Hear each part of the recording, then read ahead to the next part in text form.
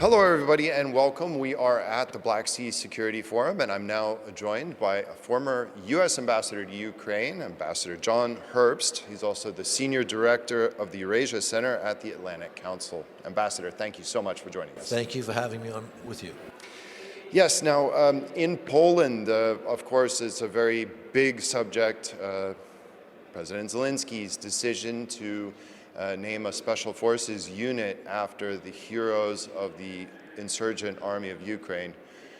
Something very painful for Poles, as Poles describe the events that happened between 43 and 45 as a genocide against Poles. Maybe 100,000, maybe more were killed in the Volhynia massacre. But that being said, President Zelensky's decision will have an impact on relations with Poland across the political spectrum.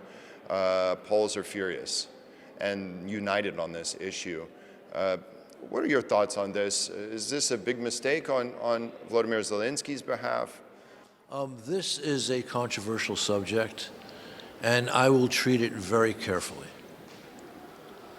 I understand the outrage in Poland. Saying I understand means I get there were painful periods in Polish history in relations between Ukrainians and Poles, where in this case, Ukrainian actors did things that are considered by Poles to have been criminal. And not to put it simply that way, could be considered by objective, non-involved outsiders as also criminal. But this is what I call largely symbolic politics, or the politics of history, which inclines in a direction of no compromise. Because there have been times in Polish-Ukrainian history where Polish actors have done things which Ukrainians have considered to be outrageous, and which, again, objective outside observers might also conclude were outrageous. Now, in China, you can easily stir up anti-Japanese sentiment, talking about the atrocities of Japanese occupation in China during World War II. But you never see any discussion in China about the far greater atrocities imposed on the Chinese people by Mao and his ilk, right? Or the Japanese can get very upset about Hiroshima without taking responsibility for the comfort girls in South Korea. And so I see these things as unfortunate distractions to nations pursuing their strong core interests. Ukraine and Poland share the most important national security interests, which is dealing with a large power that had subjugated them in the past and would like to do so again now. Everything else is a distraction.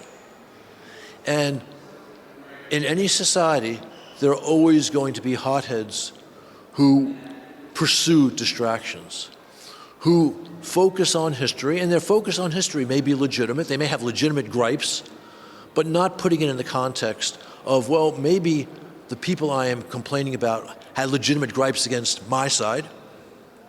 And again, putting this all in the package of what does Poland need to do now, what does Ukraine need to do now to make their lives secure.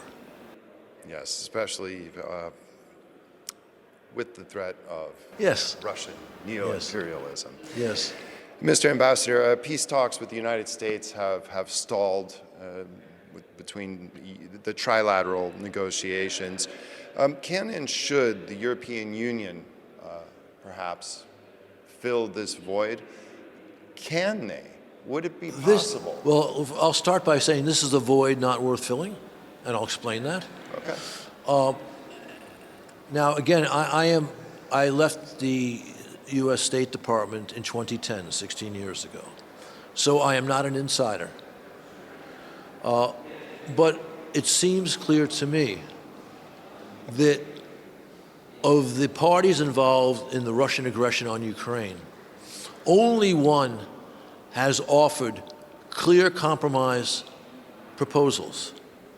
And only one has said yes to a half dozen proposals, compromise proposals, offered by President Trump.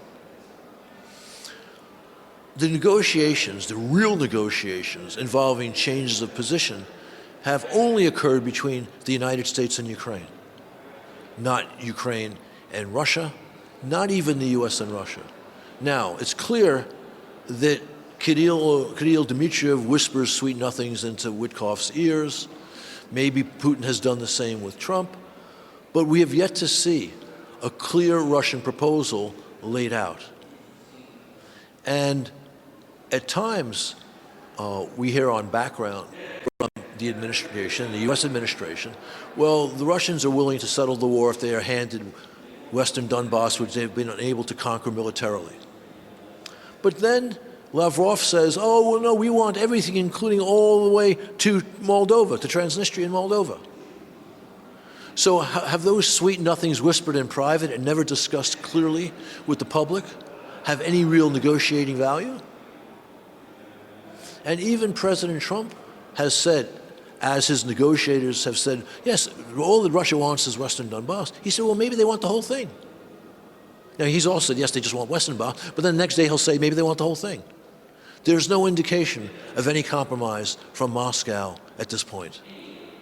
So how do you, which trajectory, what is the path that Ukraine needs to pursue this year, potentially next year, to bring an end to this war? Ukraine needs to further rely on the ingenuity that's created its not without parallel drones, without parallel air defense system and air striking system to make life a living hell for Russian soldiers and to carry the war into Russia on, again, oil installations, energy installations, munitions production, key transportation nodes, and make it virtually impossible to supply, coming back to the near territory, for Russian forces to be supplied.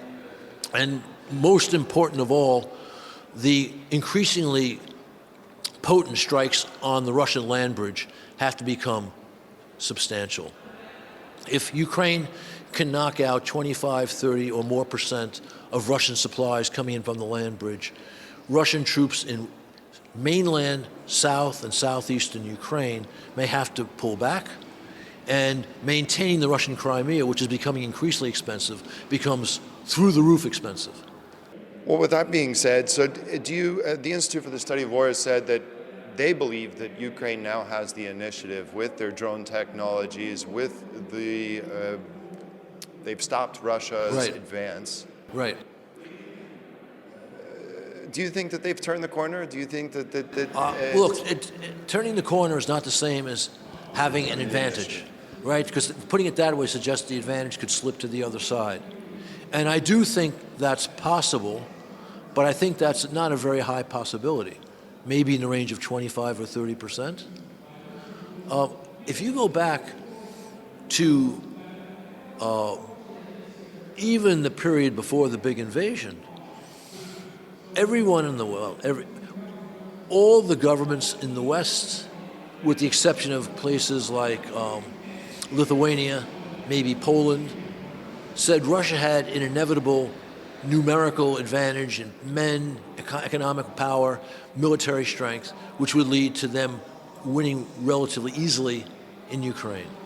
I was amongst the skeptics because none of them ever figured in the importance of winning to Ukraine vis-a-vis the importance of winning to Russia.